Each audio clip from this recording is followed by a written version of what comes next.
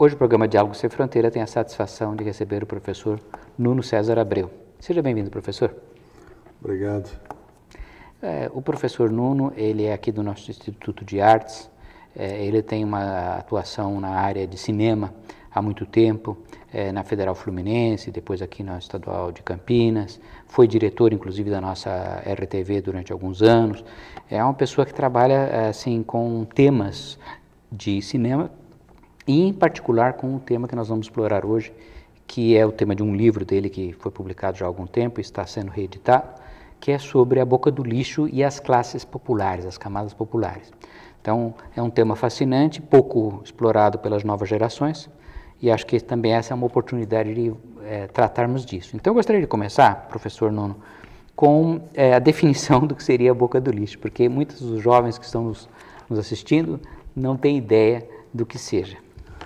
Bom, boca do lixo, quer dizer, o nome boca do lixo, que é assumido como uma produção de cinema, um lugar onde se aglutinou a produção, exibição, distribuição de filmes, na verdade deriva de uma região de São Paulo, que hoje é a chamada Cracolândia, né? É um quadrilátero ali entre as estações da Luz, a estação antiga rodoviária, e não por acaso a indústria cinematográfica, vamos dizer assim, se aglutinava ali, por conta de estar perto exatamente do transporte para o interior das latas de filmes, enfim. Os filmes iam acompanhando as estradas de ferro, por exemplo. Então, iam passando de cidade em cidade e se reuniram ali. E, com o tempo, não só as distribuidoras de filmes, mas as pequenas produtoras, as representantes das majors, das distribuidoras internacionais.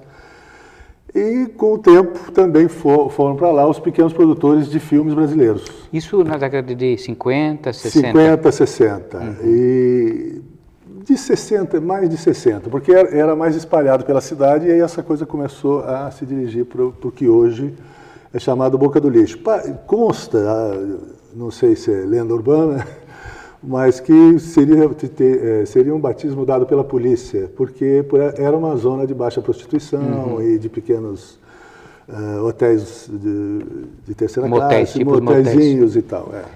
Porque justamente é uma região onde estão as duas estações de trem que iam para o interior, mais a estação rodoviária que era bem ali. Isso. Então, era uma região de alta circulação, né? Exatamente, gente de passagem o tempo todo. Isso. Agora, e que tipo de, assim, em termos de cinema, o que era esse cinema que era feito ali? Aí chegamos mais nos anos 70.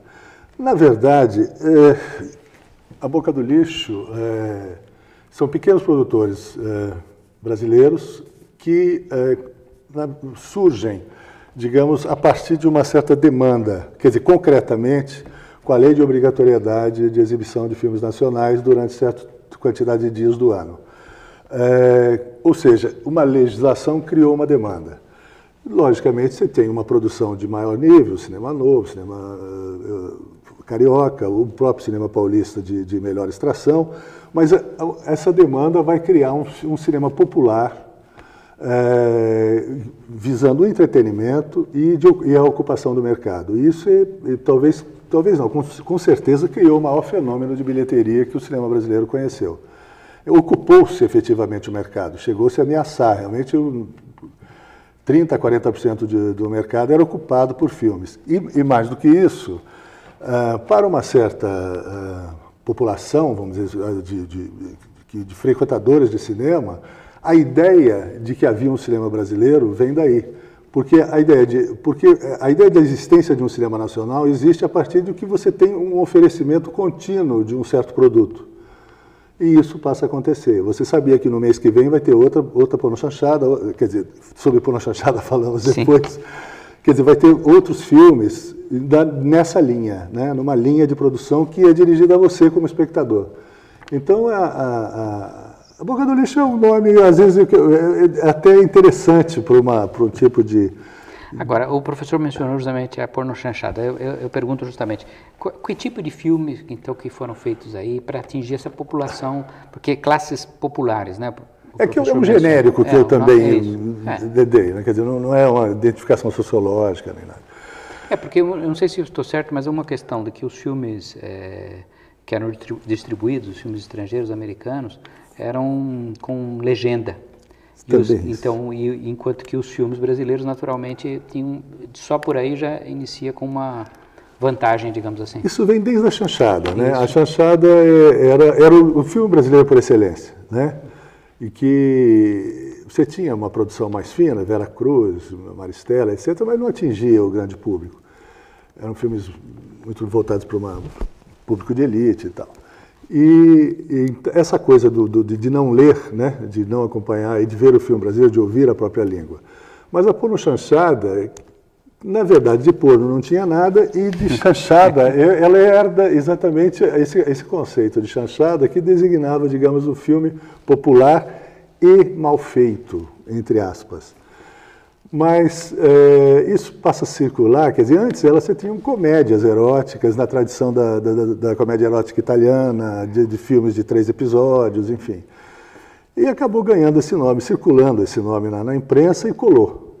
Mas a porno chanchada não seria um gênero, a meu ver, ela é quase que um abrigo de gêneros, porque além das comédias você tinha dramas, aventuras e paródias, muitas paródias de filmes americanos. E esses filmes conjugavam o baixo custo, o título apelativo e o tema erótico, quer dizer, isso era fundamental, né? A exibição da mulher, enfim, eram filmes vistos aos olhos de hoje machistas e tal. Mas, então, a porno chanchada era isso, e ela era voltada exclusivamente para entretenimento, não pretendia discutir grandes questões psicológicas e etc. Alguns, com o tempo, quase se chegou a isso. Né? Você tem uma segunda dentição, vamos dizer assim, da Boca do Lixo, que já se aproximava de um cinema mais comprometido, ou mais, enfim, empenhado em realizar produtos de melhor qualidade. Mas a porno chanchada é isso, quer dizer, ela é um produto popular por excelência. Né? Agora, nessa época, estávamos vivendo aí o período desse governo militar, e ao mesmo tempo que havia censura política propriamente, e de costumes também, mas havia, como o professor mencionou, um certo incentivo a que o povo se divertisse. Então, como que vê essa relação simbiótica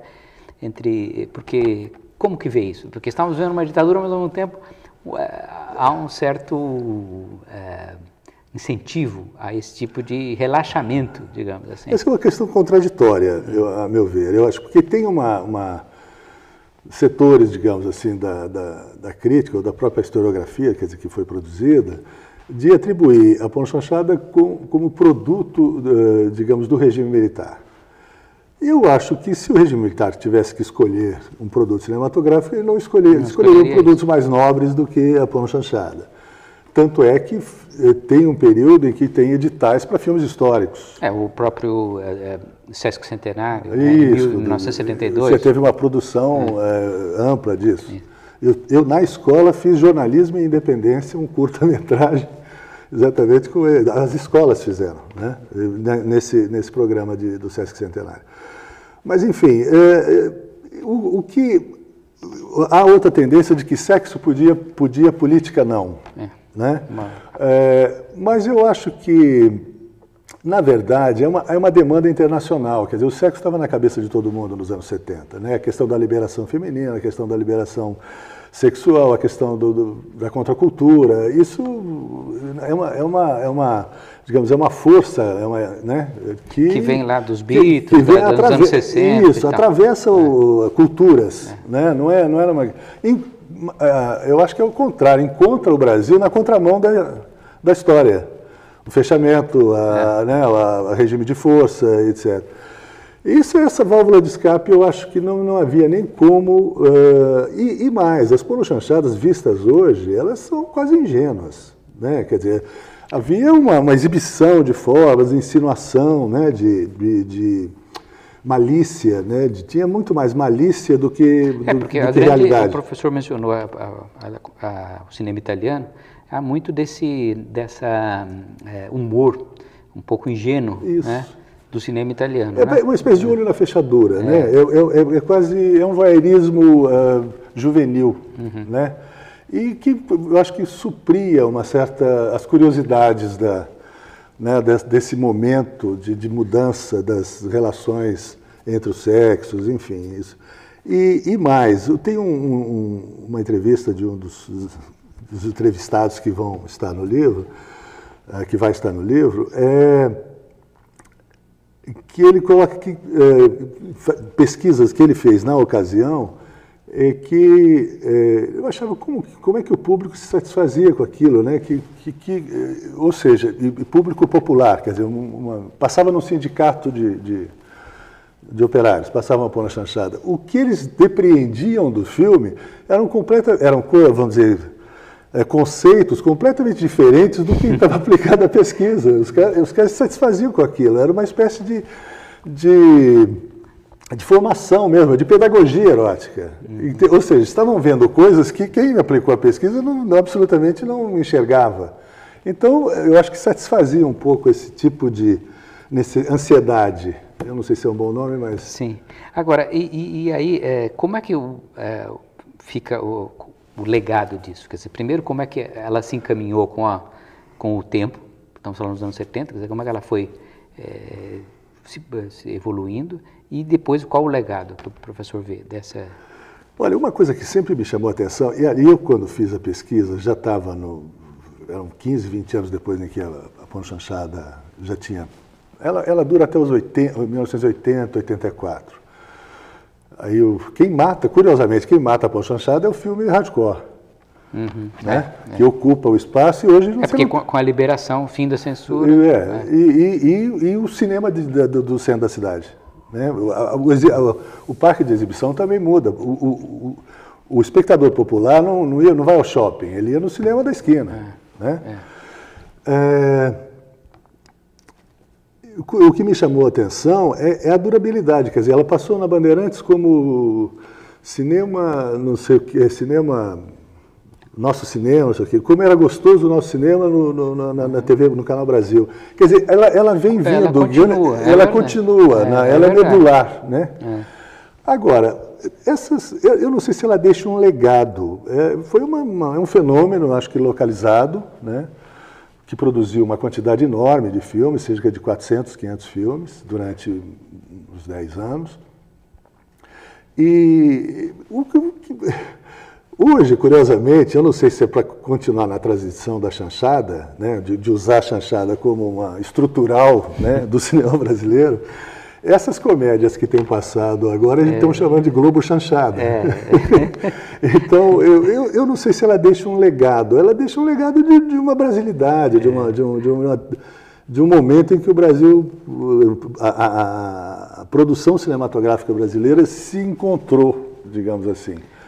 E se encontrou com o público. E se encontrou com o público. Concretamente, esse é o grande fenômeno, né? O grande... Olha, professor, eu queria agradecer muito, porque muitos dos nossos jovens não conhecem, a não ser dessa maneira indireta, às vezes na televisão, passando num desses canais, e agora tem uma visão e também uma literatura que poderá buscar para se aprofundar nesse tema e conhecer um pouco melhor da nossa própria cultura.